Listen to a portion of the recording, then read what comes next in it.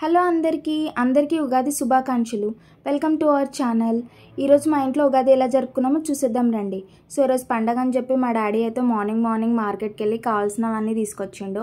So యాప పూత, యాప మండలు, కొబ్బరికాయ, ఇంకా మామిడికాయ, కుండ, ఇంకా కావాల్సినవన్నీ తీసుకొచ్చేసిండు.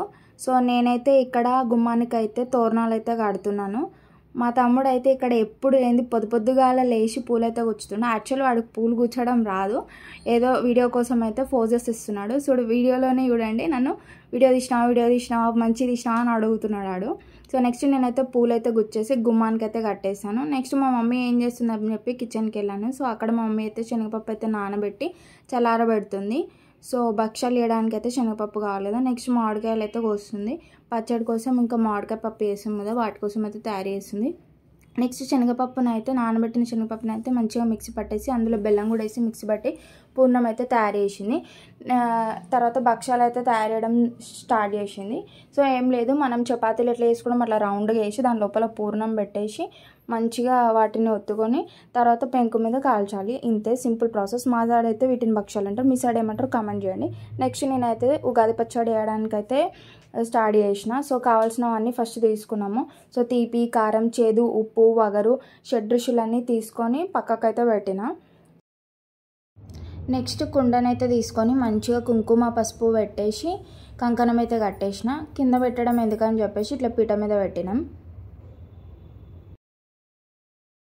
సో మా మమ్మీకి కంకణాలు కట్టేసిన. మా మమ్మీకి, మా డాడీకి, మా చెల్లెకి, మా ఫ్యామిలీ వాళ్ళందరికీ కంకణాలు అయితే కట్టేసిన. నెక్స్ట్ మా మమ్మీ అయితే నా కంకణం కట్టేసింది. నెక్స్ట్ నేనైతే పచ్చడి వేయడం స్టార్ట్ చేసిన. ఫస్ట్ అయితే తీపి, బెల్లం అయితే వేసిన. సో ఎలాగైతే ఉగాది పచ్చడిలో తీపి, కారం, చేదు, ఉప్పు, వగరు, షడ్రుచులన్నీ ఇంకా ఉంటాయో, సో అలాగే మన లైఫ్లో కూడా కష్టాలు వచ్చినా సుఖాలు వచ్చినా అన్నిటిని మనం ఎదుర్కొని ముందుకైతే వెళ్ళిపోవాలి. నెక్స్ట్ అయితే వగరు కోసం అయితే నేనైతే మామిడికాయ ముక్కలు వేసిన.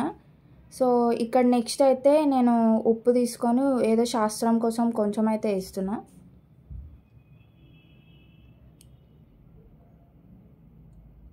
ఎందుకంటే ఉప్పు కారం ఎక్కువ వేయలేము కదా మనం పచ్చడిలో, వాటి టేస్ట్ ఎక్కువ వస్తుంది అట్లని చెప్పి కొంచెమే వేసినాం. నెక్స్ట్ అయితే నేను చేదు కోసం అయితే యాపపూత అయితే వేసిన.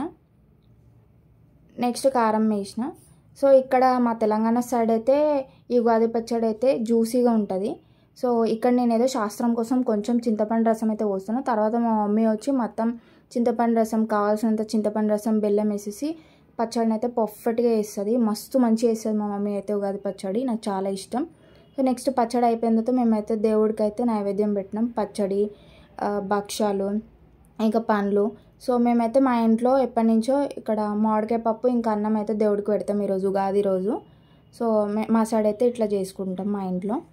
సో మేమైతే పూజ బాగా చేసుకున్నాం. మీరు కూడా మంచిగా చేసుకొని మీకు మంచి జరగాలి ఈ సంవత్సరం అని మనస్ఫూర్తిగా కోరుకుంటున్నాం. సో నెక్స్ట్ మా తమ్ముడు అయితే పూజ అయిందే చాలు ఒక సైడ్ కూర్చొని మంచిగా ఆరు మంది తింటున్నాడు. వాడికి ఫుల్ ఆకలేస్తుంది. ఏదో పండగ అని చెప్పేసి ఇంతసేపు ఆగిండు, లేకపోతే అస్సలు ఆగడు. నెక్స్ట్ నేనైతే పచ్చడి తాగుతున్నాను. యమ్మీగా చాలా బాగుంది పచ్చడి. సో మేమైతే ఉగాది చాలా బాగా వేసుకున్నాం. మీరు ఎలా వేసుకున్నాం కామెంట్ చేయండి. బాయ్.